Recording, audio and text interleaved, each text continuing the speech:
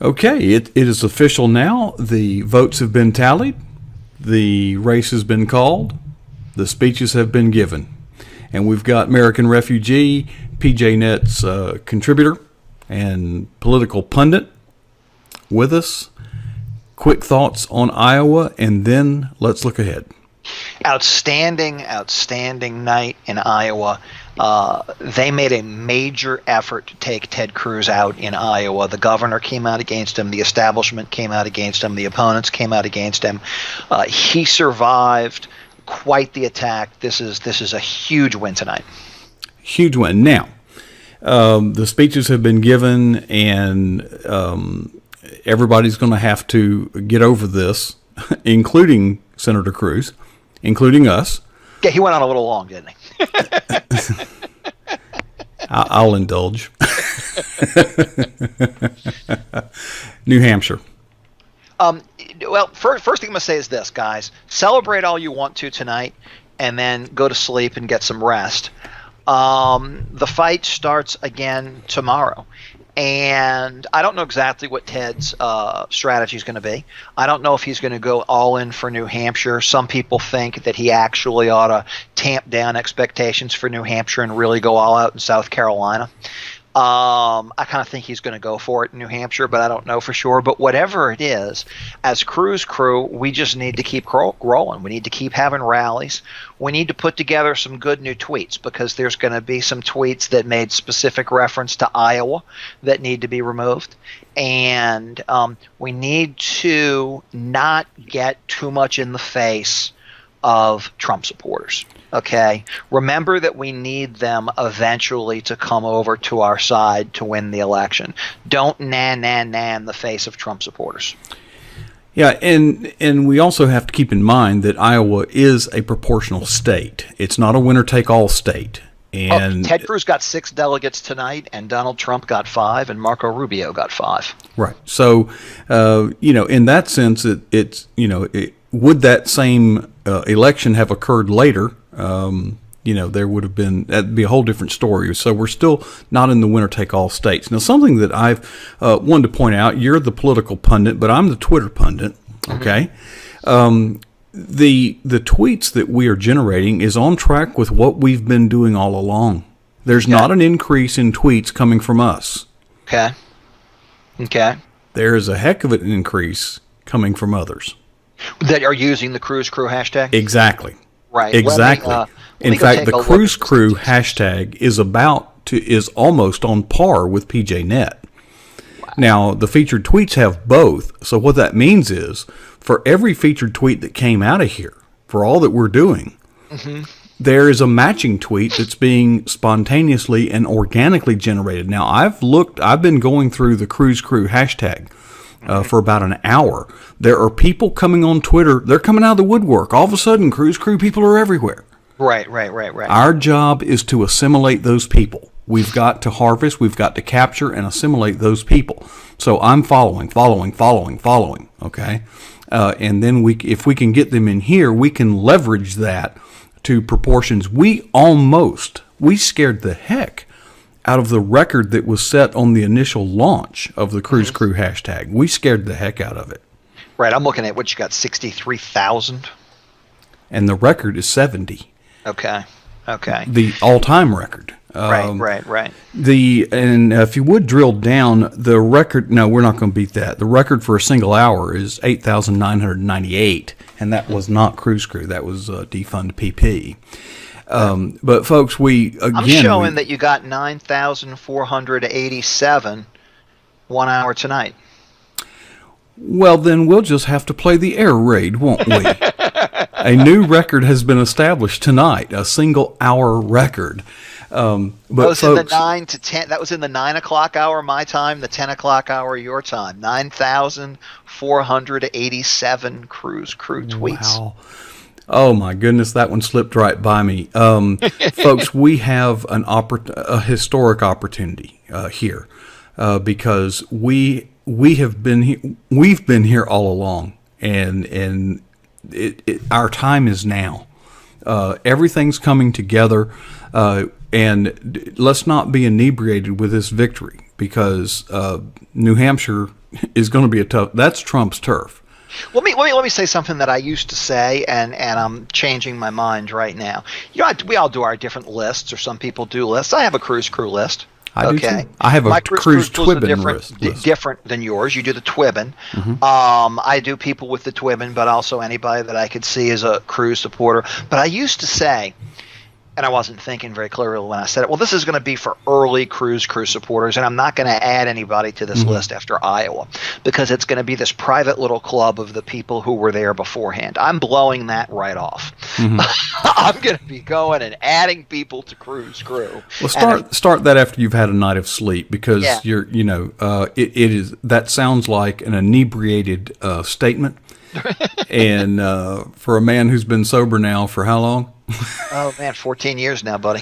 That's right, and the anniversary was last month, I believe. Yeah, the anniversary was last month. My 14th made 14 years sober, so by the grace of God, and that's been a good thing. And we need to. But the point is, we do need to keep reaching out to other voters. Yes, and we're going to have to reach out to people to assimilate them into our rallies, because the rallies give tremendous leverage to an individual tweet, but it also enhances the influence of the participants in the rally. So we've got a field white with harvest out there. And we need to be reaching out and reaching out and reaching out and inviting and bringing them in here. We did tonight what we have been doing, nothing different. Nothing better, nothing worse. Correct. But the circumstances are correct. I mean, the stars are in alignment right now, and we need to jump on that. It'll be interesting to see, and I hope that everybody will follow up and join with me as we try to reach out to new people, because we've got to put top spin on what happened tonight. We cannot let this momentum simply subside. We have an opportunity. Let's seize it, because imagine if we had 50, 60, 100 people in the room, and the chat is lively. We've got our live segments going. We are drowning in a sea of opportunity, and I am just, I'm excited. I'm happy. And I'm going to have to just make myself pull away from this, because I've got to produce the videos, and Sunbelt Girl has already gotten the new tweets for tomorrow night's worship service. Now, if you are new here, we hold rallies here 6 nights per week, and hopefully somebody will post the link to our schedule page, but basically just come here in the evenings. We hold rallies every night except Saturday night. Tomorrow night is very special because it's not a political event. We just ask that everybody check their politics and their anger at the door. It's a worship service, and we are going to bring praise, honor, and glory to the King. And that strengthens us to fight the other days. So, Refugee, thank you for your commentary and your studying the numbers. There will be much said over the week ahead. And when is the New Hampshire primary? Oh, my goodness. I think it's in 8 days. I think it's a week from tomorrow. I'd have to look to be 100% sure, but that's what seems to be floating in my tired brain right now, is that it's 1 week from tomorrow. 1 week from today, your time. Wow. Okay. Well, we've got our work cut out for us. Enjoy the moment, folks. We have worked hard. We have prayed hard. And I think that Ted Cruz has the opportunity here to, well, let me just say this, my only political observation. The polls going into this thing tonight had Trump with about a 5-point lead. Yes, they did. He, in fact, lost by 4. That's a 9-point error. That's a 9-point error. That's a lot, buddy. That's a 9-point error. Now, I was looking at all of them, and I thought they were all overestimating the size of the turnout and things like that. And it had a lot to do with why I was predicting a Cruz victory. And I also just understood what kind of ground game Cruz had in Iowa, as opposed to what kind of a ground game Trump had in Iowa. But don't get scared of the polls. If they're not good in a particular state, work hard. But you know what, Mark? It's going to be a long campaign. This is a super high tonight. It is very likely that there will be low points during this campaign. yet to come. Okay, that's likely.